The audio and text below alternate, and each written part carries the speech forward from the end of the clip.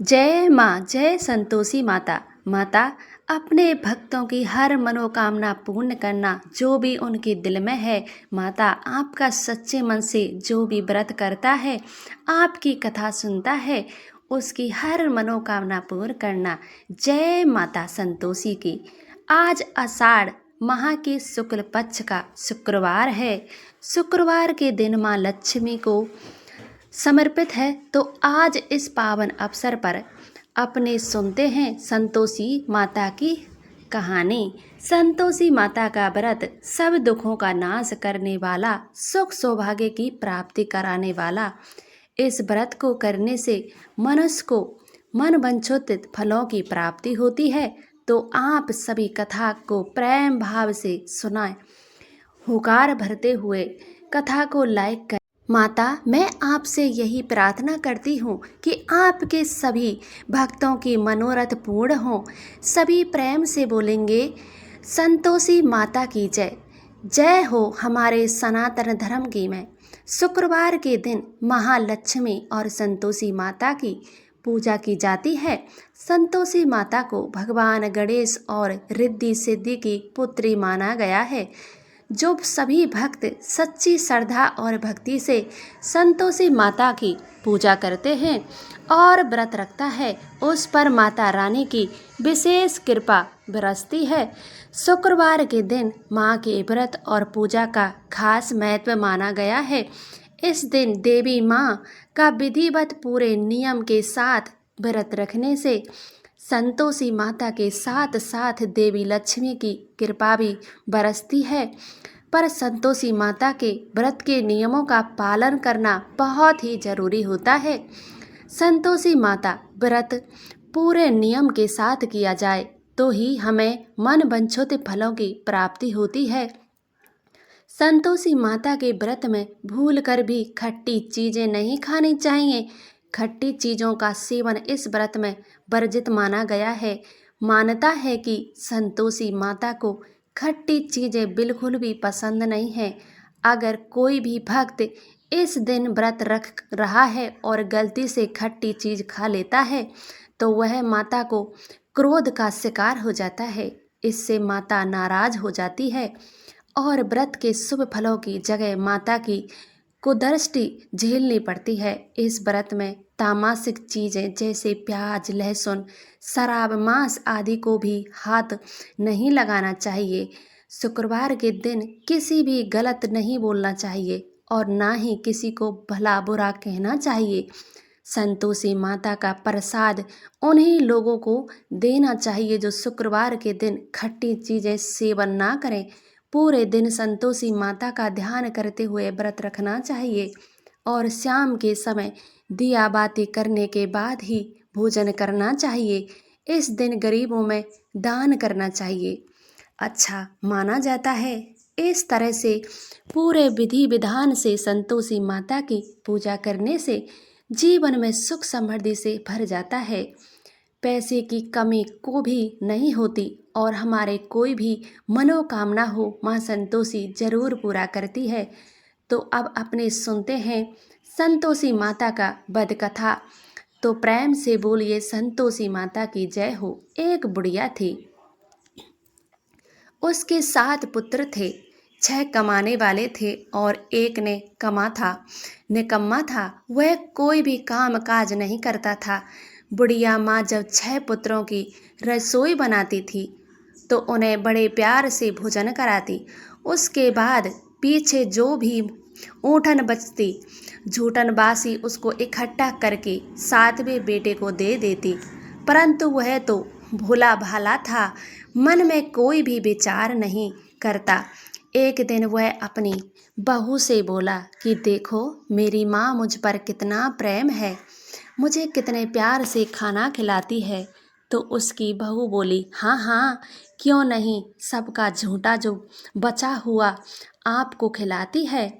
तो वह बोला कि ऐसा कभी नहीं हो सकता, मेरी माँ ऐसा नहीं करती। तो उसकी पत्नी बोली कि तुम्हारी माँ तो ऐसी ही करती है। तो वह बोला कि जब तक मैं अपनी आँखों से ना देख लूँ मैं मान नहीं सकता।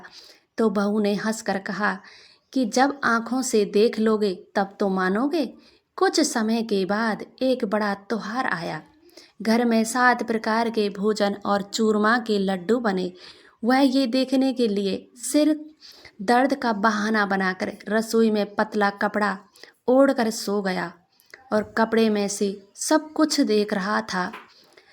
एक एक एक करके उसके 6 भाई भोजन करने के लिए आए तो उसने देखा कि माँ ने उनके लिए सुंदर सुंदर आसान बिछाए हैं, 7 प्रकार की रसोई परोसी है और बड़े ही आग्रह से उन्हें भोजन करवा रही है। वह चुपचाप देखता रहा।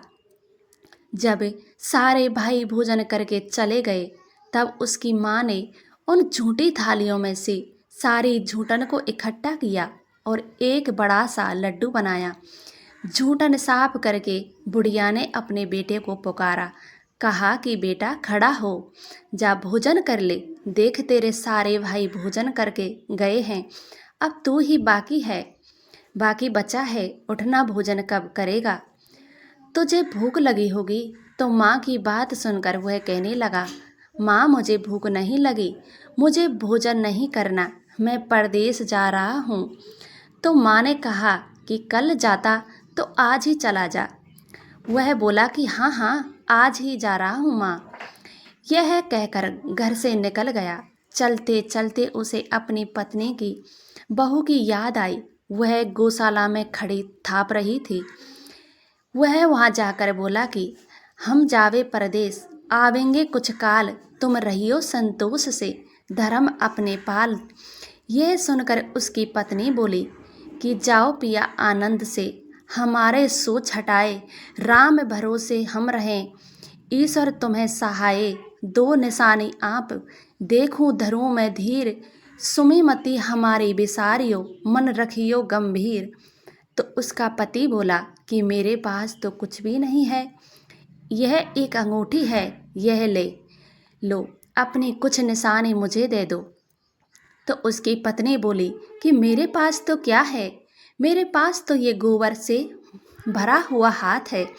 यह कहकर अपने पति की पीठ पर गोबर की थाप मार दी। उसका पति वहाँ से चल दिया।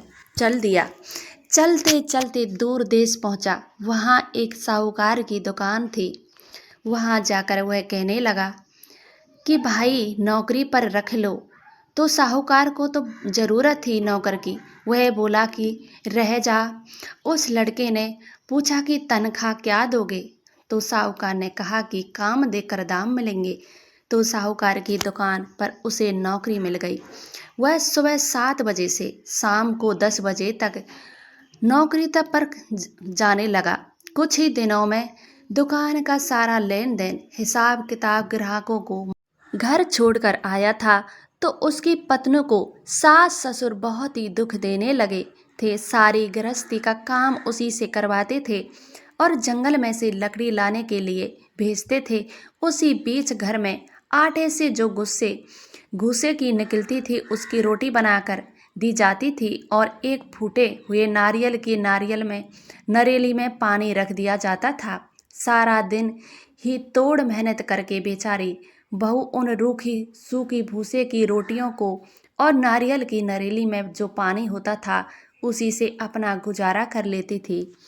उससे इन दिन बड़े ही कष्टपूर्वक व्यतीत हो रहे थे।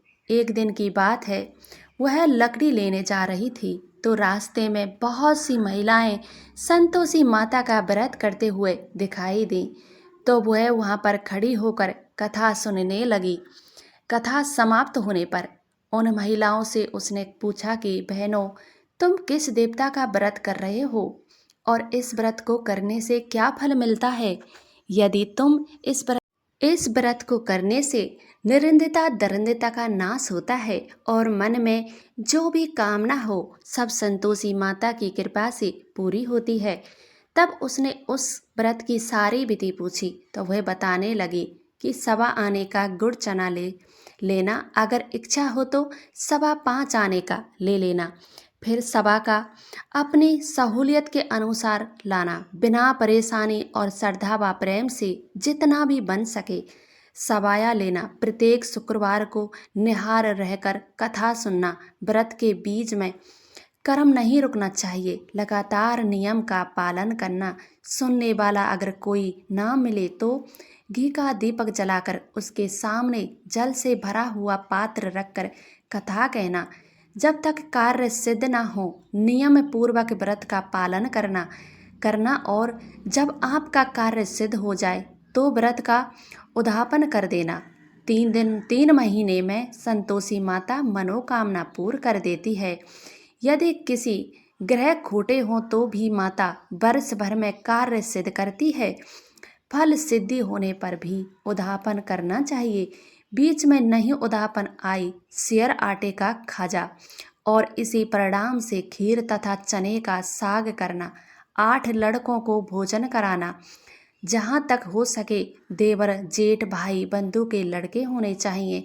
अगर ना मिले तो रिश्तेदारों के या फिर आस पड़ोस में बुला लेना, उन्हें भोजन करवाना और यथाशक्ति दान दक्षिणा देकर माता का नियम पूरा करना। ध्यान रखना कि उस दिन घर में कोई भी खटाई ना खाए तो सारा विधान सुनकर बुढ़िया के लड़के ही की बहू वहाँ से चल पड़े और मन ही मन सोच रही थी कि मैं संतोषी माता का व्रत अवश्य करूँगी। मुझे विश्वास है कि माता मेरी। उस दिन वह लकड़ी लाकर लकड़ियों को रास्ते में ही बेच दिया और उन पैसों से गुड़ चना लेकर माता के व्रत की तैयारी करने लगी। गुड़ और चना लेकर जैसे ही वह जा रही थी तो रास्ते में उसे एक मंदिर दिखाई दिया। मंदिर को देखकर वह पूछने लगी कि यह मंदिर किसका है। तो सारे लोग कहने लगे कि यह संतोषी माता का मंदिर है। तो यह सुनते ही वह भागकर माता के मंदिर में गई और माँ के चरणों में जाकर लौटने लगी। दीन होकर विनती करने लगी कि माँ, मैं निपट अज्ञान हूँ, व्रत के कुछ नियम नहीं जानती, मैं दुखी हूँ। हे माता जगत जननी, मेरा दुख दूर कर, मैं तेरी शरण में आई हूँ। तो उसके इस व्रत दीन बचकर सुनकर माता को उस पर दया आ गई। एक बार शुक्रवार बीता था कि दूसरे ही शुक्रवार को उसके पति का पत्र आ गया और तीसरे शुक्रवार को उसका भेजा हुआ रुपए आ गया पहुंचा। ये देखकर जेठ जेठानी मुंह से कोड़ने लगे। लड़के ताने देने लगे कि काकी के पास अब तो पत्थर आने लगे, रुपा आने लगा, अब तो काकी की खातिर बढ़ेगी, अब तो काकी बुलाने से भी नहीं बोलेगी। यह सब सुनकर वह बेचारी बड़ी ही सरलता से कहती है कि भैया कागज आवे रुपया आवे, हम तो सबके लिए अच्छा है। ऐसा कहकर आंखों में आंसू भरकर वह संतोषी माता के मंदिर में जाकर मातेश्वरी के चरणों में गिरकर रोने लगी और कहने लगी, हे माँ, मैंने तुमसे पैसा कम मांगा था, मुझे पैसे से क्या काम, मुझे तो अपने सुहाग से काम है, मैं तो अपने स्वामी के दर्शन मांगती हूँ। तो माँ संतोषी माँ ने प्रसन्न होकर कहा कि जा बेटी, तेरा स्वामी जरूर आएगा।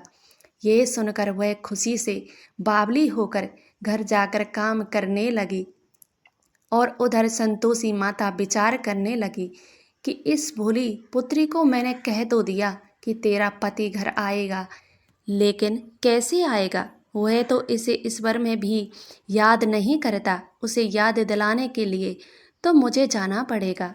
इस तरह माताजी उस बुढ़िया के बेटे के पास जाकर चौवन में कहने लगी, साहूकार के बेटे सो रहा है या जाग रहा है। तो कहने लगी कि माता सोया भी नहीं हूँ और जागता भी नहीं हूँ, मुझे कहो क्या आज्ञा है। तो माँ कहने लगी कि बेटा, तेरे घर बार कुछ है या क्या, तो तू बोला कि मेरे पास कुछ है, माँ बाप बहू है, क्या कमी है। तो माँ बोली कि भोले पुत्र, तेरी बहू घोर कष्ट उठा रही है। जिस दिन से तू आया है तेरे माँ बाप भाई भौजाई उसे बहुत ही दुख दे रहे हैं, वह तेरे लिए तरस गई, अब तू जा उसकी सुध ले। तो वह बोला कि हाँ माता जी, ये तो मुझे मालूम है, परंतु जाऊं तो जाऊं कैसे।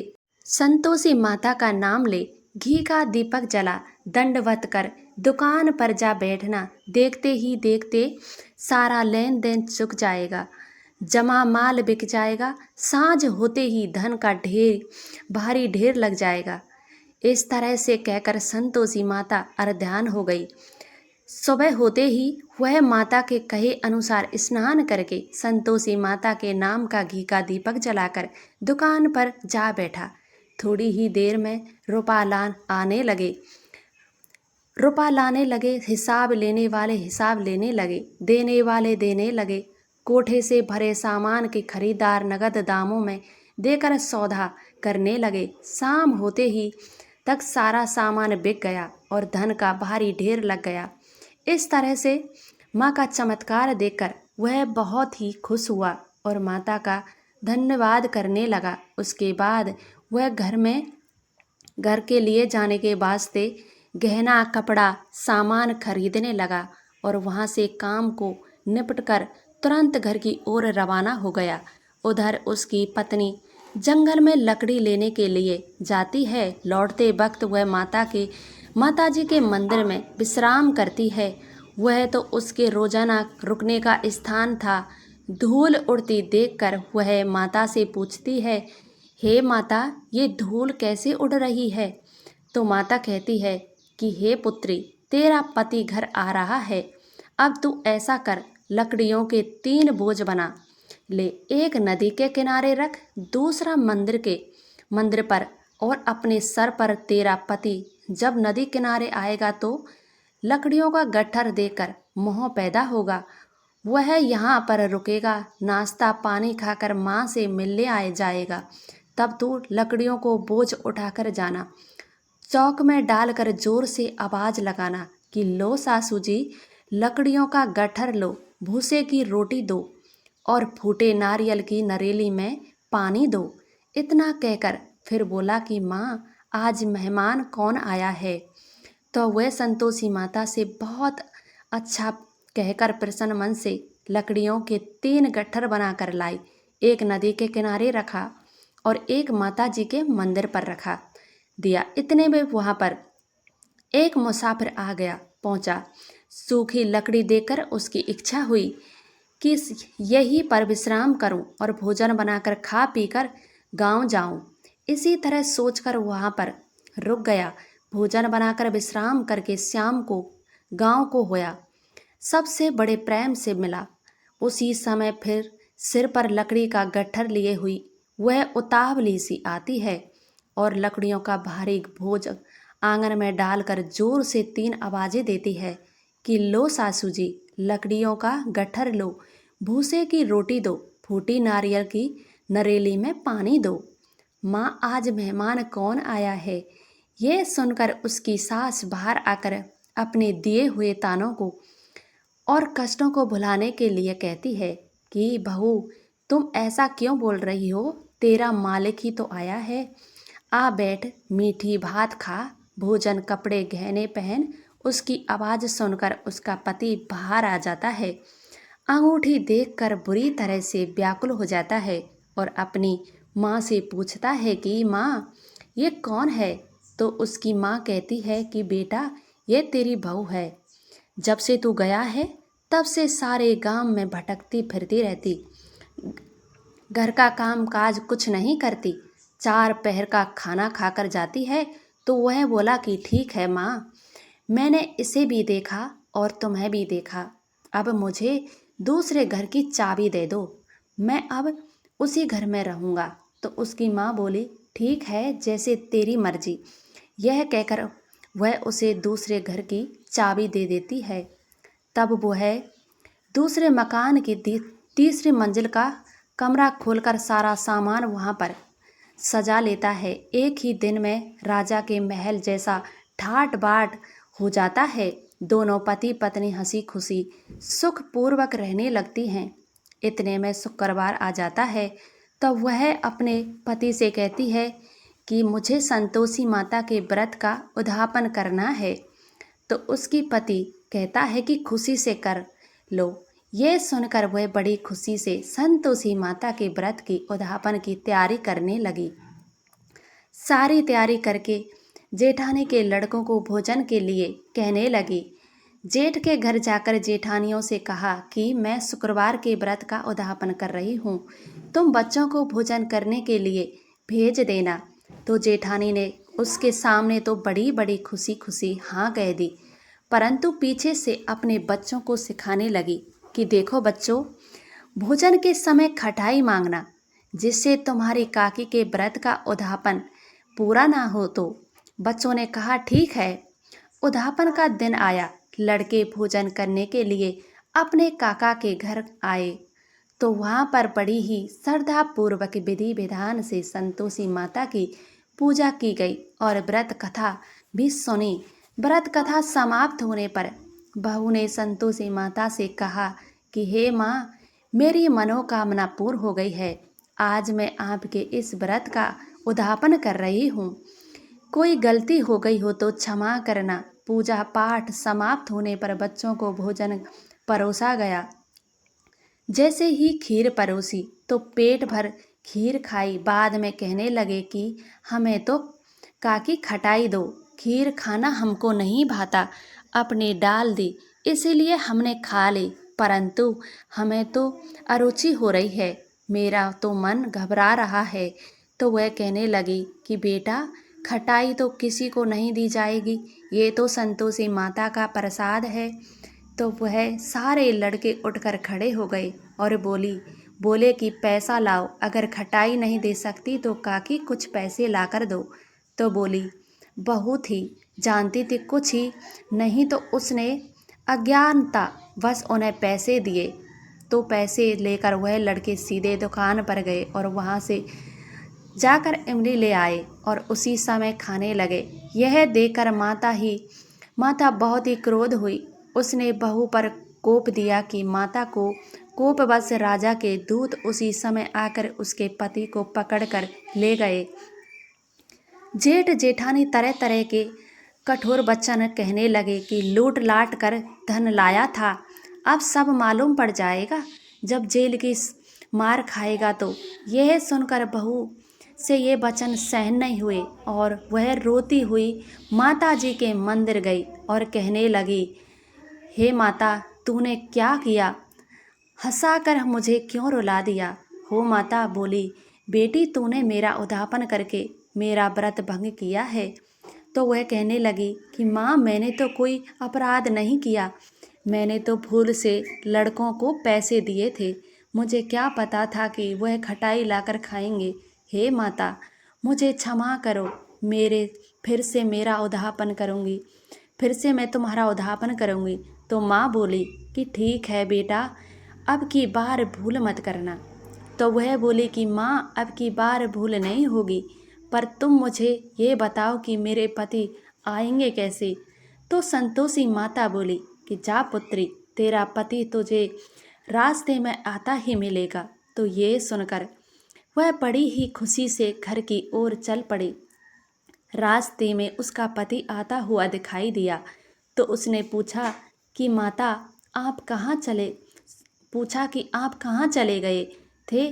तो उसका पति कहने लगा कि इतना धन जो कमाया था उसका टेस्ट राजा ने मांगा था, वहीं भरने के लिए गया था, तो चलो अब घर चलते हैं। तो वह बड़े ही प्रसन्न होकर बोले कि भला हुआ जो आप आ गए। कुछ दिन बाद से फिर शुक्रवार दिन आया तो वह अपने पति से बोली कि मुझे माता का उद्यापन फिर से करवाना है।